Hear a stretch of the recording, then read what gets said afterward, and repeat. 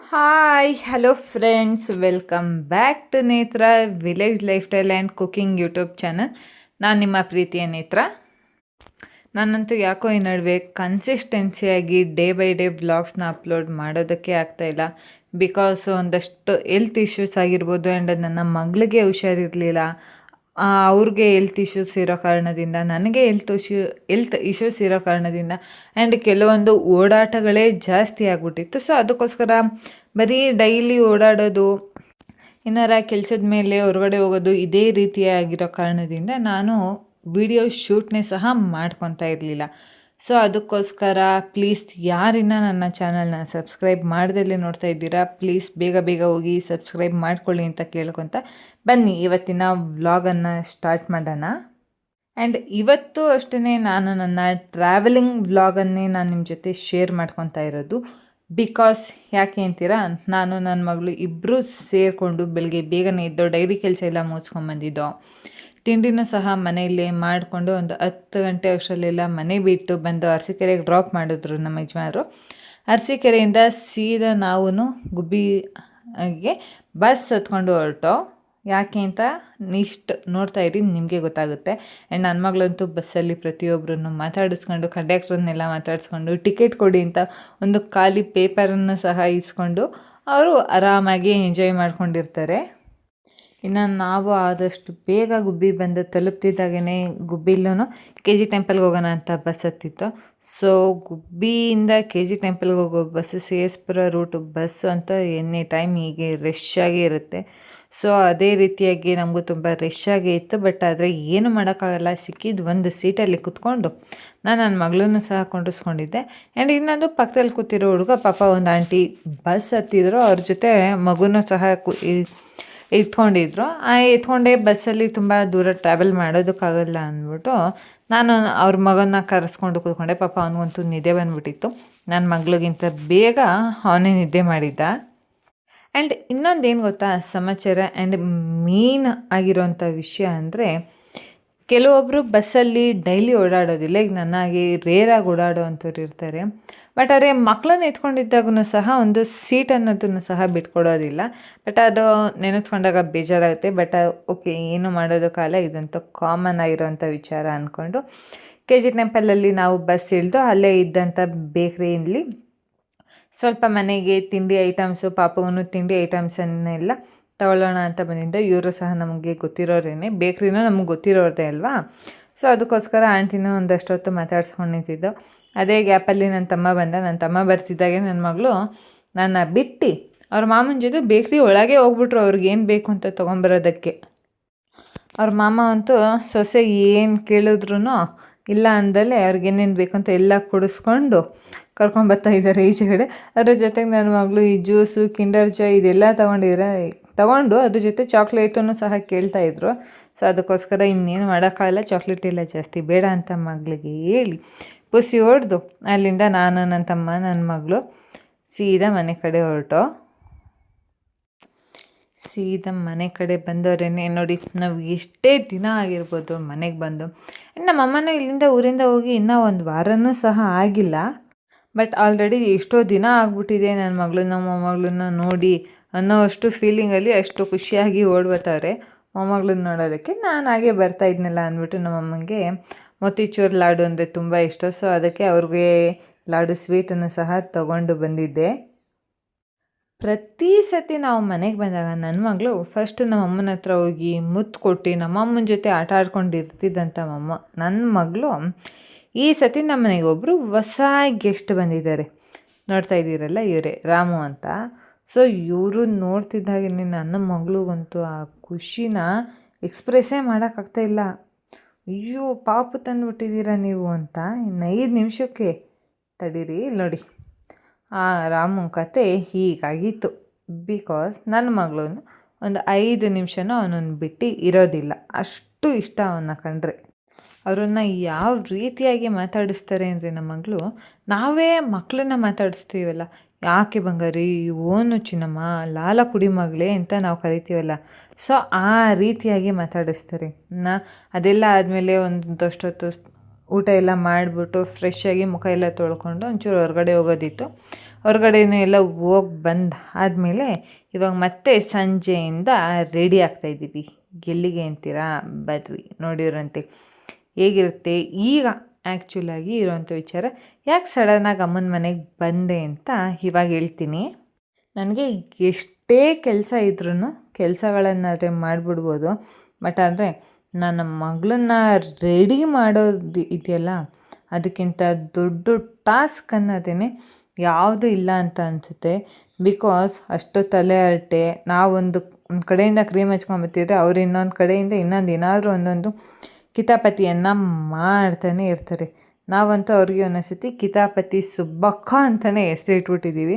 Because ಯಾಕಂದರೆ ಅಷ್ಟು ತುಂಬ ತೀಟೆ. ಒಂದು ಡ್ರೆಸ್ ಹಾಕಿಸ್ಕೊಳೋದಿಲ್ಲ, ಕ್ಲೀನಾಗಿ ಕ್ರೀಮ್ ಹಾಕಿಸ್ಕೊಳಲ್ಲ, ಲೋಷನ್ ಹಚ್ಚಿಸ್ಕೊಳಲ್ಲ, ಮಾಯ್ಶ್ಚರೈಸಿಂಗ್ ಕ್ರೀಮ್ ಹಚ್ಚಿಸ್ಕೊಳಲ್ಲ, ಏನೂ ಇಲ್ಲ. ಆ ಥರ ಅದೊಂಥರ ಹುಡುಗಿ ಅನಿಸುತ್ತೆ. ಇನ್ನು ನಮ್ಮ ಮಗಳನ್ನೆಲ್ಲ ರೆಡಿ ಮಾಡಿ, ಸೊ ನೋಡ್ತಾ ಇದ್ದೀರಲ್ಲ, ನಾನು ಸೂಪರಾಗಿ ರೆಡಿಯಾಗಿ, ನಮ್ಮಮ್ಮನೂ ರೆಡಿಯಾಗಿ ಎಲ್ಲರೂ ಸೀದಾ ಹೊರಟಿದ್ದೆ KG ಟೆಂಪಲ್ ಹತ್ರ. ಅಂದರೆ ನಾವೀಗ ಆಲ್ರೆಡಿ ಮನೆಗೆ ಬಿಡ್ತಾ ಇರೋದು ಬಂದು ಒಂದು 5 ಗಂಟೆ 5:15 ಆಗಿದೆ ಟೈಮು. ಯಾಕೆ ಸಡನ್ನಾಗಿ ಇಷ್ಟೊತ್ತಿನಲ್ಲಿ KG ಟೆಂಪಲ್ಗೆ ಅಂತೀರಾ? ಬರ್ರಿ ಹೇಳ್ತೀನಿ. ಏನು ಗೊತ್ತಾ ವಿಷಯ, ನಮ್ಮೂರಲ್ಲಿ ಇವತ್ತು ಆರತಿ ಇದೆ. ಅಂದರೆ ಇವತ್ತು ನಾಳೆ ನಾಡಿದ್ದು 3 ದಿವಸನೂ ದೇವ್ರ ಕಾರ್ಯ ಇದೆ. ಅಂದರೆ ಊರಹಬ್ಬ ಜಾತ್ರೆ ಅಂತಲೇ ಸಹ ಹೇಳ್ಬೋದು. ಸೊ ಈ ಕಾರಣಕ್ಕೋಸ್ಕರನೇ ನಾನು ಸಡನ್ನಾಗಿ ಹೊರಟು ಊರಿಗೆ ಬಂದಿರೋ ಅಂಥದ್ದು. ಆ್ಯಂಡ್ ಈ ಊರಹಬ್ಬ ಬಂದು 1 ತಿಂಗಳು ಹಿಂದೆಯೇ ಆಗಬೇಕಿತ್ತು. ಬಟ್ ಅದೇ ಕೆಲವೊಂದು ಊರಿಗೆ ಸೂತ್ಕ ಅನ್ನೋ ಕಾರಣಗಳು ಮತ್ತು ಡೇಟ್ ಅವು ಇವು ಕೆಲವೊಂದು ಕಾರಣಾಂತರಗಳಿಂದ ಈ ಹಬ್ಬ ಪೋಸ್ಟ್ಪೋನ್ ಆಗಿದ್ದು ಅಂಥದ್ದು. ಸೊ ಅಲ್ಲಿಂದ ನಾವು KG ಟೆಂಪಲ್ಗೆ ಬರ್ತಿದ್ದಾಗೇ ಹೋಗಿ, ಇವತ್ತು ಮಂಗಳವಾರ ಇರೋದ್ರಿಂದ ಸಂತೆನೂ ಸಹ ನಡೀತಾ ಇತ್ತು. ಸೊ ಸಂತೆ ಮಾಡೋ ಅಂಥದ್ದೆಲ್ಲ ಏನಿರಲಿಲ್ಲ, ಏನಕಂದರೆ ಹಬ್ಬ ಅಂದಮೇಲೆ ಸ್ಪೆಷಲ್ ಐಟಮ್ಗಳನ್ನಲ್ವ ಮಾಡೋದು. ಅದಕ್ಕೋಸ್ಕರ ತರಕಾರಿ ಸಂತೆ ಎಲ್ಲ ಮಾಡೋ ಥರ ಎಲ್ಲ ಏನಿರಲಿಲ್ಲ. ಇನ್ನು ನಮ್ಮೂರಿಂದ ಆರತಿಗಳನ್ನು ಸಹ ತೊಗೊಂಬರ್ತಾ ಇದ್ದಾರೆ. ಬಟ್ ಆದರೆ ನಾನು ಬಂದಿದ್ದು ಲೇಟು. ಆ ಕಾರಣದಿಂದ ಆರತಿ ಎಲ್ಲ ನಾವು ರೆಡಿ ಮಾಡ್ಕೊಂಡಿರಲಿಲ್ಲ. ನಾಳೆ ದೇವ್ರ ಮನೆಗೆ ಬರ್ತೇವೆ ನಮ್ಮ ಮನೆಗೆ. ಸೊ ನಾವು ಆವಾಗಲೇ ಅಲ್ಲೇ ಮನೇಲೇ ಆರತಿ ಮಾಡೋಣ ಅನ್ನೋ ಕಾರಣಕ್ಕೋಸ್ಕರ ಇಲ್ಲಿಗೆಲ್ಲ ಏನು ಆರತಿನ ಹೊತ್ಕೊಂಬಂದಿರಲಿಲ್ಲ. 4-5 ಕಿಲೋಮೀಟ್ರ್ ಆಗುತ್ತೆ, 3 to 4 ಅಂತೂ ಪಕ್ಕ ಆಗೇ ಆಗುತ್ತೆ. ಸೊ ಅದಕ್ಕೋಸ್ಕರ ನಾವೇನು ಆರತಿ ತಂದಿರಲಿಲ್ಲ. ಇಲ್ಲಿ ದೇವಸ್ಥಾನದ ಹತ್ರ ಬರ್ತಿದ್ದಾಗೇ ನಾವು ಒಳಗಡೆ ಹೋಗ್ಬಿಟ್ಟು ಪೂಜೆ ಎಲ್ಲ ಮಾಡಿಸ್ಕೊಂಡು ಕರ್ಪೂರ ಎಲ್ಲ ಹಚ್ಬಿಟ್ಟು ಮೆರವಣಿಗೆನೂ ಸಹ ಬರೆಸಿ ದೇವ್ರಿಗೆ ಪೂಜೆನೂ ಸಹ ಮುಗಿಸ್ಕೊಳ್ಳೋಣ ಅಂತ ನಿಂತಿದ್ದೋ. ಪೂಜೆ ಎಲ್ಲ ಆದಮೇಲೆ ಇನ್ನು ಆರತಿ ಎಲ್ಲ ಬರ್ತಾ ಇದ್ದಾವಲ್ಲ, ಆರತಿಯನ್ನು ಕರ್ಕೊಂಬರೋದಕ್ಕಾಗ್ಬೋದು. ಆ್ಯಂಡ್ ಅಲ್ಲಿ ಹೋಗಿ ಆರತಿ ಯಾರ್ಯಾರು ಯಾವ್ಯಾವ ರೀತಿಯಾಗಿ ಮಾಡಿದ್ದಾರೆ ಅದನ್ನೆಲ್ಲ ನೋಡೋದಕ್ಕೆ ಚೆನ್ನಾಗಿರುತ್ತೆ ಅನ್ನೋ ಕಾರಣಕ್ಕೋಸ್ಕರ ಸೊ ಅಲ್ಲಿಗೆ ಹೋಗೋಣ. ಅದಾದಮೇಲೆ ಮುಂದಿನ ಕೆಲಸಗಳನ್ನು ನೋಡ್ಕೊಳ್ಳೋಣ ಅಂತ ಅದೇ ಗ್ಯಾಪಲ್ಲಿ ನನ್ನ ತಮ್ಮ ಸಿಗ್ತಾ ಅವನೊಂದಷ್ಟು ಗೋಳಿಕೊಂಡು ಅವನ ಜೊತೆ ಎಲ್ಲ ಆಟ ಆಡಿಸ್ಕೊಂಡು, ಇನ್ನು ಅದೇ ಗ್ಯಾಪಲ್ಲಿ ಆರತಿನೂ ಸಹ ದೇವಸ್ಥಾನದ ಹತ್ರಕ್ಕೆ ಬರೋದಕ್ಕೆ ಸ್ಟಾರ್ಟ್ ಆಗಿದ್ದು. ಈಗ ನೀವು ನಿಮ್ಗೆ ಅನ್ನಿಸ್ತಾ ಇರ್ಬೋದು ಯಾವ ಊರಿನ ಆರತಿ ಯಾವ ಊರಿಗೆ ಬರ್ತಾ ಇರೋದು ಅಂತ. ನಮ್ಮೂರು ಬಂದು ಗುಬ್ಬಿ ಹತ್ರ ಇರುವಂಥ KG ಟೆಂಪಲ್ ಪಕ್ಕದಲ್ಲಿರುವಂಥ ಜೀಗ್ನಳ್ಳಿ ಅಂತ. ಜೀಗ್ನಳ್ಳಿಯಿಂದ ಆರತಿಗಳೆಲ್ಲ KG ಟೆಂಪಲ್ ಕಾಳಟಮ್ಮನ ದೇವಸ್ಥಾನಕ್ಕೆ ಬರ್ತಾ ಇರೋದು. ಇನ್ಕರೆ ಇಲ್ಲಿ 5 ದೇವರುಗಳು ಇದ್ದಾವೆ. ಈ 5 ದೇವರುಗಳನ್ನು ಸಹ ನಾಳೆ ನಮ್ಮೂರಿಗೆ ಕರ್ಕೊಂಡು ಬರೋ ಅಂಥ ಕಾರಣದಿಂದ ಇವತ್ತು ಮಂಗಳವಾರನೇ ಆರತಿಯನ್ನು ನಾವು ಪ್ರತಿಯೊಬ್ಬರೂ ತೊಗೊಂಬರ್ಬೇಕು. ಬಟ್ ಅದೇ ಕೆಲವೊಬ್ಬರು ಮನೆಯಲ್ಲಿ ಮಿಸ್ ಆಗಿರೋರು ಅವರು ನಾಳೆ ಮನೆಗಳಲ್ಲೇ ಆರತಿಗಳನ್ನು ಮಾಡ್ಕೊಳೋ ಅಂಥ ಪದ್ಧತಿನ ಸಹ ನಡೆಸ್ಕೊಂಡ್ಬಂದಿದ್ದಾರೆ.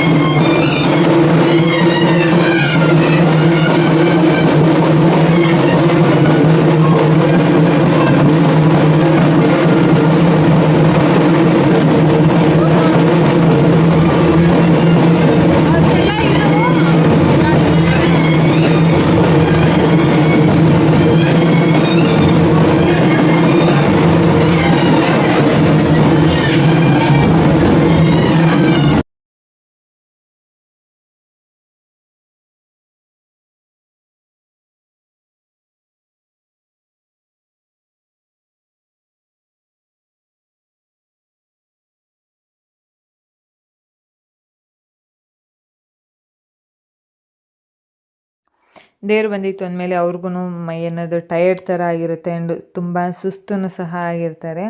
ಇನ್ನು ಅದೇ ಗ್ಯಾಪಲ್ಲಿ ದೇವಸ್ಥಾನನ 2 ರೌಂಡನ್ನು ಹಾಕ್ಕೊಂಡು ಬರ್ತಿದ್ದಾಗೇ ದೇವಸ್ಥಾನದ ಒಳಗಡೆಯನ್ನು ಸಹ ಬರೋದಕ್ಕೆ ಸ್ಟಾರ್ಟ್ ಮಾಡಿಕೊಂಡ್ರು. ಇನ್ನು ಅದೇ ಗ್ಯಾಪಲ್ಲಿ ನಾನು ಸಹ ಬೇಗ ದೇವಸ್ಥಾನದೊಳಗೆ ಹೋಗ್ಬಿಟ್ಟು ನಿಂತ್ಕೊಂಡು ವಿಡಿಯೋ ಶೂಟನ್ನು ಮಾಡ್ಕೊತಾ ಇದ್ದೆ. ತುಂಬ ಜನಕ್ಕೆ ನಾನು ಗೊತ್ತಿರೋಳೆ ಆಗಿರ್ಬೋದು, ಇದೇ ಊರಿನ ಮಗಳಾಗಿದ್ರು. ನಾನು ಯೂಟ್ಯೂಬ್ ಚಾನಲ್ನ ಸ್ಟಾರ್ಟ್ ಮಾಡಿರೋದು ಈಗ ಹೊಸ್ದಾಗಿ ಆಗಿರೋದ್ರಿಂದ ಪ್ರತಿಯೊಬ್ಬರೂ ನನ್ನ ಏನು ಹುಡುಗಿ ಇಷ್ಟೊಂದು ಜನದ ಮಧ್ಯೆ ಕ್ಯಾಮ್ರಾ ಇಟ್ಕೊಂಡು ನಿಂತಿದೆ. ನಾನು ಸೆಲ್ಫಿ ಸ್ಟಿಕ್ಕನ್ನು ಸಹ ತೊಗೊಂಡೋಗಿದ್ನಲ್ಲ, ಸೊ ಈ ಹುಡುಗಿ ಸೆಲ್ಫಿ ಸ್ಟಿಕ್ನೆಲ್ಲ ಇಟ್ಕೊಂಡು ನಿಂತಿದೆ ಅಂತಲೂ ಸಹ ನೋಡ್ತಾಯಿದ್ರು. ಬಟ್ ಅಲ್ಲಿ ಏನು ಮಾಡೋದಕ್ಕಾಗಲ್ಲ. ಇದನ್ನು ನಾನು ಮಾಡ್ತಾ ಇರುವಂಥ ಕೆಲಸ ಅನ್ನೋದಕ್ಕಿಂತ ನಾನು ಖುಷಿಗೋಸ್ಕರ ನಾನು ಮಾಡ್ತಾಯಿದ್ದೀನಲ್ಲ, ಸೊ ನೋ ಪ್ರಾಬ್ಲಮ್. ಆಮೇಲೆ ಒಂದಷ್ಟು ಜನ ಎನ್ಕರೇಜ್ ಸಹ ಮಾಡಿದ್ರು, ಒಂದಷ್ಟು ಕ್ಲಾರಿಟಿಯಾಗಿ ವಿಡಿಯೋ ಬರೋದಕ್ಕೂ ಸಹ ಹೆಲ್ಪ್ ಮಾಡಿದ್ರು. ಅಂದರೆ ತುಂಬ ಮುಂದೆ ನಿಲ್ಲಿಸ್ಬಿಟ್ಟು ನೀನು ಮಾಡು ಅಂತಲೂ ಸಹ ಹೆಲ್ಪ್ ಮಾಡ್ತಾಯಿದ್ರು. ತುಂಬ ಖುಷಿ ಆಗ್ತಾಯಿತ್ತು ನನಗೆ.